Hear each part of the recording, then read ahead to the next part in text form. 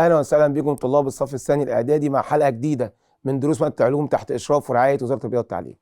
النهارده ان شاء الله هنبدا جزء جديد وحلقه جديده بتتكلم عن الضوء، رحله بقى مع الضوء.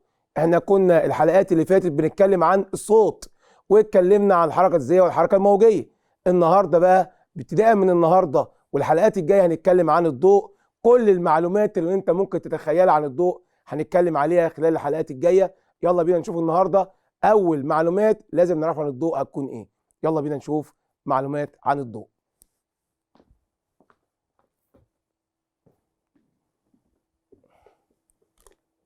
زي ما قلنا النهارده هنبدا رحله جديده مع درس جديد وهو درس الضوء. هنعرف بقى كل المعلومات عن الضوء. درسنا النهارده يحمل اسم الطبيعه الموجيه للضوء.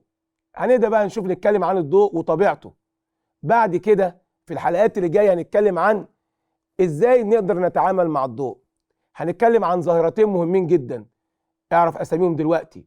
ظاهره اسمها انعكاس الضوء وظاهره اسمها انكسار الضوء، وده الدرس الثاني من الضوء. لكن قبل ما نتكلم عن الانعكاس والانكسار كان من باب اولى ان احنا نعرف ايه هو الضوء ومعلومات عن الضوء والكلام ده كله. بس تعال نشوف النهارده هنكون ايه كلامنا عن الضوء. بس قبلها زي ما اتعودنا في كل حلقه من الحلقات اللي فاتت لازم نراجع على بعض النقاط القديمه، نتكلم فيها مع بعض ونفتكر فيها مع بعض معلومات كتيره ممكن نكون نسيناها، ولو فاكرها يبقى احنا بنأكد المعلومه. تعال نشوف هنتكلم على اول حاجه ايه في المراجعه قبل درسنا النهارده. ما المقصود بنوع الصوت؟ ايوه، نوع الصوت دي خاصيه من خصائص الصوت، وخصائص الصوت 3: درجه صوت، شده صوت، نوع الصوت. انا دلوقتي عايز تعريف نوع الصوت. ده اللي كانت انهي حلقه؟ دي الحلقه اللي فاتت اللي بتتكلم عن نوع الصوت، اللي اول مقطع من ال3 تعريفات خاصيه تميز بها الاذن الصوت. طب من حيث ايه؟ فاكر؟ حيث الدرجه لما نقول حاد وغليظ. لو قلنا شده قوي ضعيف، لكن النوع قال لك من حيث طبيعه المصدر، حتى لو تساوى في الدرجه والشده. يبقى نوع الصوت خاصيه تميز بها الاذن الصوت من حيث طبيعه المصدر. عايزين نفتكر مع بعضينا النغمه المركبه، وكلمه مركبه يعني نغمتين مع بعض. ايوه صح كده، النغمه الاساسيه والنغمه التوافقيه. النغمه المركبه هي النغمه الاساسيه المصاحب لها النغمه التوافقيه، وقلنا التوافقيه دي لها دور كبير جدا جدا في التمييز بين الاصوات. ما المقصود بالتردد؟ وهنا لازم تقف وقفه مهمه جدا. تردد ولا تردد موجه؟ لا، تردد بس. تردد بس؟ ايوه، يبقى عدد الاهتزازات الكامله التي يحدثها الجسم خلال ثانيه واحده. امال انت كنت عايز تقول لو كانت كلمه موجه هتغير كلمه الاهتزازات. ايوه كده، عدد الموجات الكامله خلال زمن قدره 1 ثانيه. ما المقصود بالزمن الدوري؟ وانا متعمد احط كلمه الموجه. الزمن الدوري بس هو الزمن اللازم لعمل اهتزازه كامله واحده، لكن هنا في الجزء بتاع المراجعه ده الزمن الدوري للموجه الزمن اللازم اللي انت عشان تعمل موجه كامله واحده. مقارنه بين سرعه بين الموجات الصوتيه.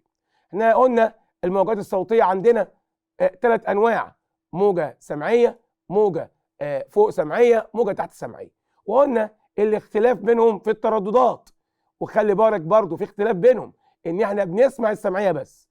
طيب التحت سمعيه او الدون سمعيه قالوا هي موجات صوتيه ترددها اقل من 20. تمام. طيب بالنسبه لي الموجات السمعيه بتبدا من كام لكام؟ السمعيه بتبدا من 20 ل 20000 هرتز او من 20 ل 20 كيلو هرتز. اما الفوق سمعيه اكتر من 20 كيلو هرتز او اكتر من 20000. ده كانت المقارنه بين ترددات الموجات الصوتيه. ما اهميه الموجات الفوق سمعيه؟ احنا قلنا يا جماعه الموجات فوق سمعيه لها 3 اهميات في المجالات اللي احنا خدناها: مجال الطب، مجال الصناعه، مجال الحروب. طيب في مجال الحروب كانت بتستخدم في الكشف عن الالغام. طب في مجال الصناعه تعقيم المواد الغذائيه، لان لديها قدره هائله على قتل ووقف نمو الجراثيم. اما في الطب استخدامات كثيره، منها تحديد نوع الجنين ونموه، يستخدموها في تفتيت حصوات الكلى والحالب دون جراحه. فوائد كثيره للموجات الفوق سمعيه في مجال الطب. عايزين نراجع كده مع بعضينا الموجه الميكانيكيه والموجه الكهرومغناطيسيه. الميكانيكيه تحتاج لوسط مادي، الكهرومغناطيسيه لا تحتاج الى وسط مادي. الميكانيكيه لا تنتشر في فراغ، الكهرومغناطيسيه تنتشر. الميكانيكيه يوجد منها طوليه ومستعرضه، الكهرومغناطيسيه كلها مستعرضه. الكهرومغناطيسيه اسرع من الموجه الميكانيكيه. انا عايز اوصل لمرحله تقول لي ايه؟ احنا من كتر تكرار المراجعات احنا حفظنا المنهج.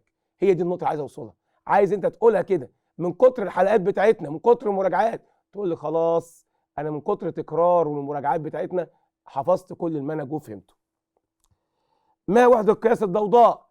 الضوضاء فاكر كان تعريفها ايه؟ مستوى شده الصوت، والضوضاء تقاس بوحده اسمها ديسيبل. طب فاكر اضرارها؟ ايوه، ارهاق جهاز عصبي، ارهاق جهاز سمعي. ما هي سدادات الاذن؟ دي وسيله اخترعناها او وجدناها عشان خاطر نحميك من اضرار الضوضاء اذا كانت طبيعه عملك فيها ضوضاء. يلا بقى نتكلم عن حلقتنا النهارده والضوء. فاكر الضوء؟ ايوه انا فاكره. طب كان تبع مين؟ كان تبع الموجه الكهرومغناطيسيه، صح؟ طيب يا مستر استنى اقول معلومه ثانيه. قول مش الكهرومغناطيسيه كلها مستعرضه؟ اقول لك اه. قال لي بس يبقى الضوء موجه كهرومغناطيسيه مستعرضه. طيب نعرف الضوء الاول. الضوء مؤثر خارجي، هيأثر على مين؟ هيأثر على العين. طب وبعدين هيسبب احساسك بالرؤيه. الضوء مؤثر خارجي يؤثر على العين فيسبب احساسك بالرؤيه. من غير ضوء مفيش رؤيه. من غير ضوء مفيش رؤيه. تخيل كده اوضه واغلقت الانوار فيها، اقول لك شايف؟ تقول لي مش شايف حاجه. اقول لك ليه؟ تقول لي عشان مفيش ضوء. الضوء هو اساس الرؤيه. في ضوء العين هتشتغل وتقوم بدورها وهي رؤيه الاشياء. يبقى الضوء تعريفه ايه؟ مؤثر خارجي يؤثر على العين فيسبب الاحساس بالرؤيه. زي ما خدنا من شويه او من حلقات فاتت، الصوت مؤثر خارجي يؤثر على الاذن فيسبب احساسك بالسمع. طيب يبقى الضوء موجه ايه زي ما قلنا؟ كهرومغناطيسيه مستعرضه. مستر بعد اذنك، طب ممكن حضرتك نحول السؤال ده لعلل؟ بسيطه. ما انا لو حولته لعلل انا مطالب منك تكتب لي التعريف. يعني تكتب لي تعريف ليه كهرومغناطيسيه؟ لانها لا تحتاج الى وسط مادي وتنتشر في الفراغ. ده ايه ده؟ ده تعريفه. طيب مستعرضه؟ لانه ينتشر على هيئه قمم موقعات. ايه ده؟ يعني اجابه اسئله علل ليه فلان كهرومغناطيسيه وليه فلان مستعرضه هي تعريف الكهرومغناطيسيه وتعريف المستعرضه. هذا هو الضوء، موجه كهرومغناطيسيه مستعرضه. واوعى تنسى ان الصوت ميكانيكيه طوليه. الضوء المرئي. الضوء المرئي ليه طول موجي معين، زي ما كان الصوت المسموع كان ليه تردد معين. الضوء المرئي موجه كهرومغناطيسيه طولها الموجي من كام؟ من 380 الى 700 نانومتر. والنانومتر احنا خدناها وحده قياس الطول الموجي، ودي تحولتها ازاي؟ 1 في 10 اس سالب 9 من المتر. النانومتر 1 في 10 اس سالب 9 من المتر. ما هي النانومتر؟ قلنا 1 في 10 اس سالب 9، ودي من الوحدات اللي ساعات كتيره بتجي لنا في المسائل الطول الموجي، وكان يجب عليك ان انت تحولها الملي والمايكرو والنانومتر. ما يتسابوش كده، ما يتسابوش كده في المساله، لازم يتحولوا للمتر. وانت عندك كل الطرق ازاي تحولها. الملي 10 سالب 3، المايكرو 10 سالب 6، النانو 10 سالب 9. اوعى تشتغل بالوحدات دي في المسائل بتاعتك. علل وصول ضوء الشمس الينا. كلنا عارفين ضوء الشمس وصل لنا ازاي، قدر ويوصل للارض ويقطع كل الملايين الكيلومترات انه يوصل للارض. اكيد الضوء عنده قدره خارقه انه يخترق مين؟ الفضاء. لا، ده الضوء عنده صفه مهمه جدا، وهي انها موجه كهرومغناطيسيه، وده يديله ان هو الفرصه انه يمشي في الفراغ ويوصل للارض. عشان كده ضوء الشمس وصل لنا. ضوء الشمس موجه كهرومغناطيسيه لا تحتاج لوسط مادي وتنتشر في الفراغ، فهي مسموح لها ان هي تمشي في الفضاء وتوصل للارض. طب بمناسبه الشمس كان في سؤال تاني خدناه. طب ولا يصل الينا انفجارات الشمس، ولا يصل الينا صوت انفجارات الشمس. لا، الصوت حاجه تانيه بقى، دي قصه تانيه. ده الصوت موجه ميكانيكيه، والموجه الميكانيكيه لازم يكون وسط مادي، وبين الشمس والارض يوجد فراغ، فالصوت ما يقدرش يتحرك ويوصل للارض عشان الفراغ اللي موجود. يبقى الضوء موجة كهرومغناطيسية يمكن ان تنتقل في الفراغ. سرعة الضوء، يعني والله لو سمعت انت عن سرعة الموجة تعريف سرعة الضوء بالنسبة لك مش مفاجأة. ولو سيادتك ذاكرت سرعة الصوت برضه مش مفاجأة، لأن أنا ساعتها قلت لك إن سرعة الموجة ده تعريف جواه تعريفين تانيين. سرعة الموجة بس المسافة التي تقطعها الموجة في الثانية الواحدة. طب يا أخي شيل الموجة وحط الصوت. خلاص يا مستر. سرعة الصوت المسافة التي يقطعها الصوت في الثانية. طب معلش أنا مش عايز الصوت. مالك عايز إيه؟ عايز سرعة الضوء. إيه المشكلة؟ إيه المشكلة؟ المسافة التي يقطعها الضوء خلال ثانية واحدة. إذا أنت عندك تعريف سرعة الموجة في منه صورتين، سرعة موجة، سرعة صوت، سرعة ضوء، بتغير بس المسافة التي تقطعها مين؟ تقطعها الموجة لو عايز سرعة موجة، مسافة تقطعها الصوت لو عايز سرعة صوت، مسافة تقطعها الضوء لو عايز سرعة ضوء. فأنت بتغير التعريف بناء على المفهوم العلمي اللي عندك. لكن أنا مش عايزك تبقى مصعبة على نفسك، لا، ده أنا عايز أقول لك إن أنت لو حفظت سرعة الموجة أنت حفظت 3 تعريفات: سرعة الموجة وسرعة الصوت وسرعة الضوء. تعال نشوف ما قيمة سرعة الضوء. يا ترى سرعة الضوء سرعتها كام؟ سرعة الضوء زي سرعة الراديو. اشمعنى يعني؟ هرجع اقول لك تاني، راجع حلقاتنا القديمة. الموجة الكهرومغناطيسية سرعتها ثابتة. يعني ايه؟ اي حد ينتمي للموجة الكهرومغناطيسية سرعته ثابتة، 3 في 10 أس 8. ايه ده يا مستر ده؟ طب بعد اذن حضرتك، على كده سرعة الراديو سرعة الضوء؟ ايوه طبعا. ده في سؤال علل مشهور قوي بيقول ايه؟ تتساوى سرعة الضوء مع سرعة الراديو. تخيل اجابة السؤال ايه؟ لان كلاهما موجات كهرومغناطيسية. ايه ده؟ سرعتها ايوه. وعلى فكرة حاجة كمان، ايه هي؟ في بعض المسائل ما بيدكش سرعة الضوء. يقول لك، وخدناها الحلقة اللي فاتت، كانت مسائل موجودة الضوء الاخضر وما ادنيش سرعة الضوء وانا كنت محتاجه عشان اجيب التردد. ساعتها قلت لك خلي بالك سرعة الضوء فين؟ قعدت تفكر، قلت لك سرعة الضوء في دماغك 3 في 10 أس 8، اوعى تنسى. فهنا سرعة الضوء 3 في 10 8. طب مستر معلش مراجعة كده بسيطة. وسرعة الصوت 340 متر على الثانية. ها؟ في أي أسئلة تانية؟ لا خلاص كده السرعتين معايا. الضوء 3 في 10 أس 8 وسرعة الصوت 340 متر على الثانية. من مصدر الضوء الرئيسي على الأرض؟ يعني ما فيش أدنى شك إن هو طبعا الشمس. الشمس هو المصدر الرئيسي مش للضوء بس، ده لمعظم الطاقات اللي موجودة على سطح الأرض. الشمس دورها مهم جدا جدا لكوكب الأرض. تمام كده؟ طيب هل ضوء الشمس مركب؟ ده بقى السؤال اللي احنا كنا عايزين نفكر فيه. ضوء الشمس مركب؟ يعني ايه مركب؟ يعني هل ضوء الشمس الضوء الأبيض ده خليط من ألوان ولا هو ضوء أبيض بس؟ لا طبعا ضوء الشمس مركب. واللي هيثبت لنا الكلام ده ان انا لو جبت حاجه اسمها المنشور الثلاثي او جبت قرص مدمج CD وعرضتها لضوء الشمس هتبدا تشوف العجب. هتشوف 7 الوان اللي معروفين اللي هم 7 الوان الطيف. طب دول جم منين؟ ما هو ضوء الشمس لما وصل للمنشور الثلاثي اتحلل ال7 الوان. الله، يبقى ضوء الشمس ده مركب. ايوه، ومن 7 الوان واسمها الوان الطيف. يبقى هل ضوء الشمس مركب؟ ايوه ضوء الشمس مركب. بيتكون منين؟ 7 الوان تسمى الوان الطيف. ايه هم بقى الوان الطيف؟ احمر، برتقالي، اصفر، اخضر، ازرق، نيلي، بنفسجي. والترتيب ده خلي بالك، الترتيب ده من عند راس المنشور. المنشور ده بياخد شكل مثلث، تمام كده؟ فهيبدا ترتيبنا من فوق: احمر، برتقالي، اصفر، اخضر، ازرق، نيلي، بنفسجي. خلي بالك الاحمر عند راس المنشور والبنفسجي عند قاعده المنشور. تمام. ماذا تلاحظ عند وضع قرص مدمج امام ضوء الشمس؟ انا قلت لك القرص المدمج ده اللي هو CD دوت قدام ضوء الشمس يعمل كعمل المنشور، ان ضوء الشمس هيسقط عليه هيبدا تظهر ال7 الوان اللي هم الوان الطيف. يبقى نرى 7 الوان الطيف. دلوقتي هنتفرج على فيديو من بنك المعرفة بيتكلم عن الوان الطيف، ونرجع بعد كده نكمل كلامنا عن طبيعة الضوء وايه صفات الضوء. في هذه التجربة سوف نستنتج أن الضوء الأبيض المرئي يتكون من ألوان الطيف 7، وعند خلط ألوان الطيف تنتج الضوء الأبيض المرئي، ولنكتشف ذلك معا قم بالضغط على موافق. اسحب الورق المقوى للطاولة. استخدم المقص لقطع الورق المقوى على شكل قرص. والآن أحضر المنقلة وقسم القرص إلى 7 أجزاء متساوية باستخدام المنقلة. ثم استخدم أقلام الألوان لتلوين جميع الأجزاء بألوان الطيف بنفس الترتيب.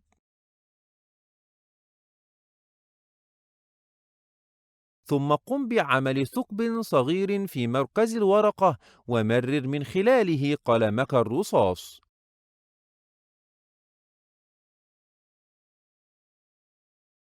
الآن اسحب أداة التحريك ثم قم بإدارة القرص بسرعة.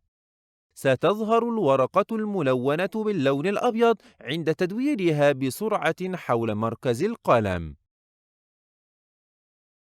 من هذه التجربة نستنتج: ينقسم الضوء الأبيض المرئي إلى ألوان الطيف ال7. خلط ألوان الطيف ينتج الضوء الأبيض المرئي. بعد ما شفنا الفيديو من بنك المعرفة كان فيه معلومات مهمة جدا عايزين نتناقش فيها. أول حاجة قال لك إيه؟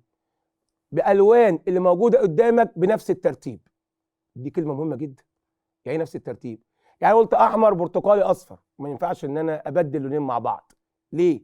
كل لون ليه تردد. إيه ده؟ وبالترتيب. طب مثلا تردد منين؟ الأحمر ده أقل تردد، ينزل بعديه البرتقالي أعلى منه شوية تردد، الأصفر وهكذا. فهنا في ترتيب في تردد الألوان. طيب يا مستر، دي حاجة كويسة جدا خدنا بالنا منها. حاجة كمان، ما خدتش بالك إن هو عايز يثبت لك إن الضوء الأبيض قريب من 7 ألوان؟ طب أثبتها لي إزاي؟ لما قال لك القرص اللي فيه ال7 ألوان ده خليه يلف بسرعة. لما بيلف بسرعة الألوان دي تختلط مع بعضها تاني، تطلع لك الضوء الأبيض اللي هو أصل ال7 ألوان. ياه، يعني ده كان الاصل من التجربه؟ ايوه، فيها معلومات مهمه جدا. ان قال 7 ألوان وقال ان الترتيب مهم لان كل واحد ليه تردد، وقال لك لما تجمعهم تاني مع بعض يعملوا الضوء الابيض اللي هو اصلهم، اللي هم الخليط من 7 ألوان سمى الوان الطيف. سؤال بيقول: ضوء الشمس ضوء مركب. طبعا ضوء الشمس مركب لانه بيكون من 7 ألوان تسمى الوان الطيف. لكن السؤال دلوقتي اللي عايزين نتكلموا مع بعض، الوان الطيف ال7 دول هل هم متفقين في حاجه ولا مختلفين؟ طبعا الوان الطيف هي الوان، هي ضوء، اذا تتفق في السرعه. وانا قلت لك من شويه سرعه الضوء الاخضر زي سرعه الضوء الاحمر كلها ضوء، والضوء سرعته ثابته 3 في 10 اس 8، اذا تتفق في السرعه. لكن تعالى بقى هنختلف في ايه؟ لو خدت بالك من شويه انا قلت كل لون ليه تردد، يبقى تختلف في التردد، وما دام في التردد يبقى في الطول الموجي، والطول الموجي يبقى في الانحراف. ايه الانحراف ده؟ ان كل لون بيطلع بزاويه معينه، عشان كده كل لون طالع لوحده. تمام، يبقى يختلف الطول الموجي والتردد وزاويه الانحراف. عايزين نقارن بين الاحمر والبنفسجي. احنا اخترنا اللون الاولاني اللي عند راس المنشور واللون اللي عند قاعده المنشور ونقارن بينهم. الضوء الاحمر والضوء البنفسجي. الضوء الاحمر الاقرب الى راس المنشور، البنفسجي هيبقى قاعده المنشور. الضوء الاحمر اقل تردد، البنفسجي اخر واحد تحت اكبر تردد. الاحمر اقل انحراف، ده اول لون ظهر في الانحراف والميل. البنفسجي شوف انحرف قد ايه من ساعه دخول الضوء الابيض، لما الضوء بيخش المنشور هتلاقيه هو اخر واحد. الضوء الاحمر اكبر طول موجي، الضوء البنفسجي اقل طول موجي. وعلى فكره ده شيء متوقع. ليه؟ لان العلاقه بين التردد والطول الموجي علاقه عكسيه. فانا قايل لك الاحمر ده اقل تردد، يبقى شيء طبيعي ان يكون اكبر طول موجي، لان العلاقه بين التردد والطول الموجي علاقه عكسيه.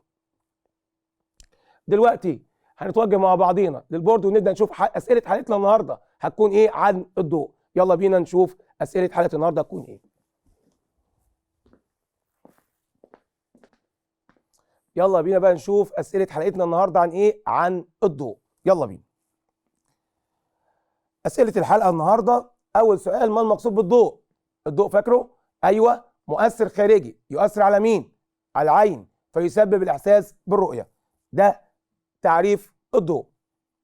السؤال الثاني، ما المقصود بالضوء المرئي؟ هنا يا باشا بقى تفصيلة، هتقول لي موجة ايه وطولها الموجي من كام لكام، ومهم جدا طولها الموجي. الضوء المرئي موجة كهرومغناطيسية طولها الموجي من 380 إلى 700، وخلي بالك نانو متر. علل ضوء الشمس مركب طبيعي. مش مصدق؟ المنشور الثلاثي يحلل لك الضوء الابيض ل7 الوان. مش مصدق؟ قرص مودماكس سي دي حطه قدام ضوء الشمس يطلع لك ال7 الوان اللي احنا سميناهم الوان الطيف. يبقى لانه خليط من 7 الوان سموا الوان الطيف. اكمل. الطول الموجي للضوء المرئي يا ترى كام؟ فاكر الرقمين؟ رقمين مهمين جدا، نانومتر على فكره. 380 الى 700 نانومتر. اكمل. تبلغ سرعه الضوء، سرعه الراديو، سرعه اي ضوء اخضر احمر بنفسجي واحده كام؟ 3 في 10 أس 8 متر على الثانيه. كمل. الضوء موجه، اوعى تقول لي مستعرضه بس، واوعى تقول لي كهرومغناطيسيه بس، لا، احنا اتفقنا لما اسالك عن حاجه تقول لي الموجه الكبيره بتاعتها النوع بتاعها والتفصيله بتاعتها. الضوء كان موجه ايه؟ كهرومغناطيسيه مستعرضه. تمام كده. الضوء موجه كهرومغناطيسيه مستعرضه، زي ما اتعودنا الصوت موجه ميكانيكيه طوليه. هي دي الاجابات بتاعتنا، اجابه كامله. نكمل. اكمل برضو. تتفق الوان الطيف في ايه؟ مش كلها ضوء؟ ايوه تتفق في السرعه يا مستر على طول. طيب كمل. طب تختلف في ايه؟ تختلف يا مستر في التردد، وما دام تختلف في التردد يبقى تختلف في الطول الموجي، وما دام الطول الموجي تختلف في زاويه الانحراف بتاعتها. تمام. تردد، طول موجي، زاويه انحراف. نبدا نشوف. قارن بين اللون الاحمر والبنفسجي. الاحمر قلنا مكانه فين؟ راس المنشور. البنفسجي عند القاعده. الاحمر اقل تردد، البنفسجي اكبر تردد. الاحمر اقل انحراف، يبقى البنفسجي اكبر انحراف. التردد الضوء الاحمر الطول الموجي بتاعه اكبر، والطول البنفسجي بتاع البنفسجي اقل. طول الموجي. مسائل. نرجع بقى لمسائلنا تاني وما تخافش، يلا مع بعضينا. اذا كانت المسافه بين اقصى ازاحتين. اقصى ازاحتين ثواني يا مستر، خلاص بقى اتعلمنا. فين اقصى ازاحتين؟ هي الحته دي. تمام. كام يا مستر؟ 4 سم. تمام. الزمن قد ايه؟ 4 ثواني. طيب حضرتك دي اقصى ازاحتين صح؟ خلي بالك كلمه السر رقم 2. انت عايز مين؟ عايز السعه. بسيطه. السعه اجيبها ازاي؟ السعه حبيبي الحته دي بس، دي بس. طب يا مستر دي كلها 4، يبقى دي بكام؟ يبقى دي يا مستر ب 2 سم. يبقى السعه 4 على 2 بتساوي 2 سم. طب حولها لمتر، يبقى 2 على 100 يبقى 2 من 100 متر. ياه، كلمه السر رقم 2. كمل يا مستر. عايز التردد. قلت لك لو طلب منك التردد تجيب لي الزمن الدوري الاول. هنا مكتوب قد ايه؟ 4 ثواني. اضربها في 2. مش انا بقول لك اقصى ازاحتين 2؟ اقصى ازاحتين كلمه السر الرقم السر 2. هاخد الرقم بالثواني ده اللي هو اجيب الزمن الدوري. الزمن الدوري هنا بيساوي ايه؟ بيساوي ال4 ثواني في ال2 تطلع 8 ثواني. اشمعنى يا مستر ضربنا في 2؟ عشان حضرتك لو خدت بالك ال4 ثواني دول زمن ساعتين، والزمن الدوري زمن 4 ساعات. يبقى انا اضرب في 2. جبت الزمن الدوري. ايوه مبروك عليك التردد. ازاي؟ نسيت. التردد يساوي المعكوس الضرب للزمن الدوري، يبقى 1 على 8 هرتز. نكمل. المسألة اللي بعديها، انظر الشكل الذي أمامك. آدي الشكل. بص كده معايا. تمام. وديت 4 متر، وديت هنا إزاحة، وهنا زمن. كمل يا مستر معاك. 2 4 6 8 10. تمام. الحتة دي ب2 والإزاحة هنا بالمتر. عايز مين؟ عايز الزمن الدوري. قمة وقاع وقف. قمة وقاع وقف. قمة وقاع وقفت. لقيت رقم كام؟ 4. هو ده الزمن الدوري. حلو قوي. طب عايز التردد. اقلب 1 على 4 بقت بالهرتز. تمام. عايز ايه؟ عايز الطول الموجي. الطول الموجي فين؟ يا مستر المسافة بين قمتين متتاليتين. الطول الموجي يا ده يا ده. طب يا حبيبي دي كلها باربعه من هنا لهنا، يا مستر بقسمها على الاثنين، يبقى ده 2 وده 2، يبقى الطول الموجي 2. طيب عايز سعه الموجه، بص عند القمه وبص قصادها، قصاد القمه كام؟ 2، يبقى 2 متر. ادي مساله مهمه جدا. نكمل.